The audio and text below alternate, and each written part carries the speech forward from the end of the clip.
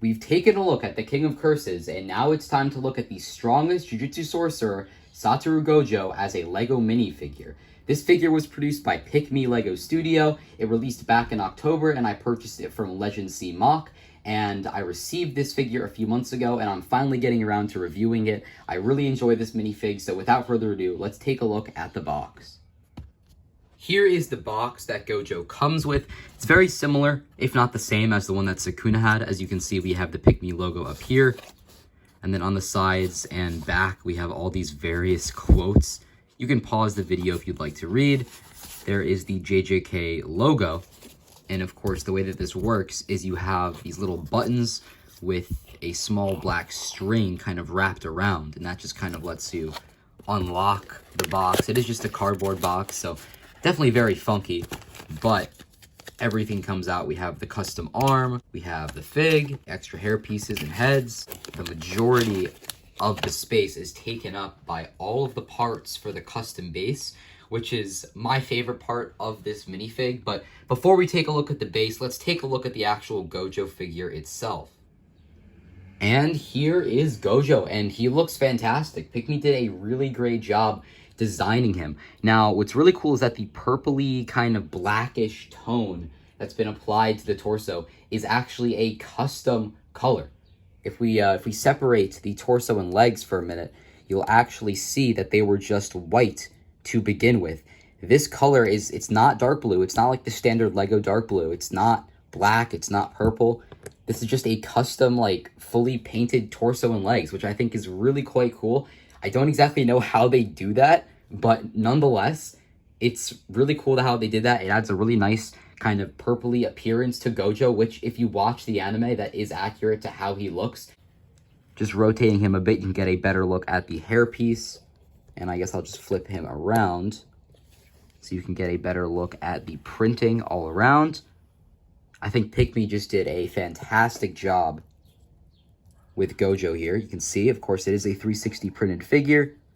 So you can just take a look at all the printing around him. Pick Me is a UV printed brand. And of course, I do prefer pad print, but I think that the UV print here is really good.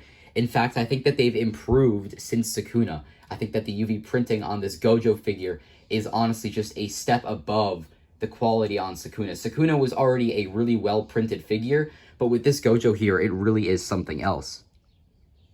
Here is a closer look at Gojo's face. You get two faces with the minifig, but I want to use this time now just to showcase the three hair pieces. So of course, you've already seen just the standard Gojo hairpiece. We have his hair without the blindfold.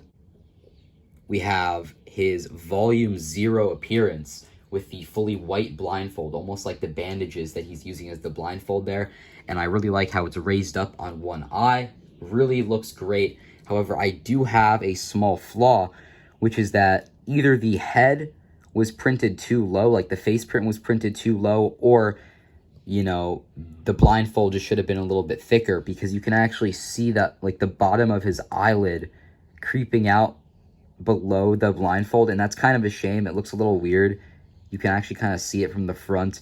So just something to keep in mind if you plan on purchasing this figure. Nonetheless, I really do think that the molding on these custom hair pieces is really well done, but it's just something to, you know, take into account.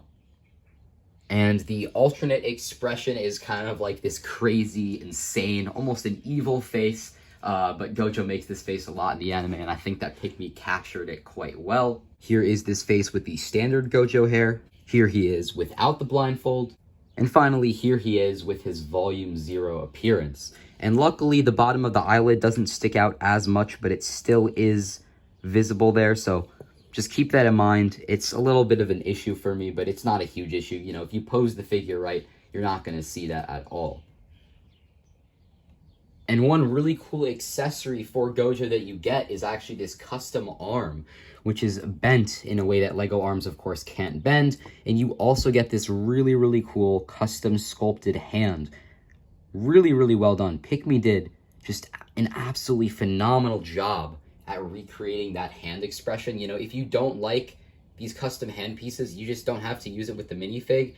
But I think that this is a really great addition, and it looks fantastic attached to Gojo. And just in case anyone was curious, the custom hand can fit in standard LEGO arms. Here is the collector brick. We have the Pick Me logo right there. It actually does seem to have Gojo within the little minifig hand, which I quite like. We, of course, have the Jujutsu Kaisen logo, and mine is number 67 out of 100. Okay, and now it's time for what I would consider to be the main event and also the coolest part of this minifig, the light up domain display base. Now, as you can see, we have these three parts here. The first piece is like this rock base, pretty generic. It's around the same size as the Sukuna skull base. If you want to take a look at my Pick Me Sukuna review, it'll be linked at the end of the video and also in the comment section and description. Now, here's the actual, like, domain piece itself. Firstly, it looks fantastic. It's got all these little holes representing the domain being formed around Gojo, and it also is a bit of, like, a malleable plastic. Now, I'm not saying you should throw it across the room, but it is durable enough where, you know, you don't need to worry about it just breaking whenever you touch it. That's definitely a relief. You know, it's definitely very solid, and it does have some flex to it, which is quite nice. And then the final piece here is this little light-up brick. This is a fully custom brick. You can see the way that it works is that when you twist it, it lights up, and you can see this blue light comes out, of course, representing the domain, and I think that's really cool. And I'm sure you guys can figure out how this works. Basically, what you do is you turn on the light-up brick, you stick it in the base, and then you just align it with the actual domain top section, and boom, just like that, the domain is lighting up. And of course, when you don't want this to be the case, sometimes it's tight enough where you can just twist it, but other times you actually do need to manually take it out. But sometimes, you know, if you align it correctly, it just kind of shuts off when you twist the top section of the domain. But just like that, there's the base, and you can take your Gojo minifig and plop them in there and check that out. Oh my gosh. If you're a JJK fan like me, you're definitely going to find this cool. I mean, that is just so cool. Of course, you shouldn't keep the light on all the time. Let's see if it works. Yeah, there we go. It kind of worked there where I just twisted it. It still looks fantastic. I mean, you don't need to have the light because, of course, you have this beautiful clear blue piece on the outside representing, of course, his infinite void domain being kind of formed around him. And combining that with the custom hand piece, I mean, it's just perfect. Look at that. Oh man, that's just beautiful.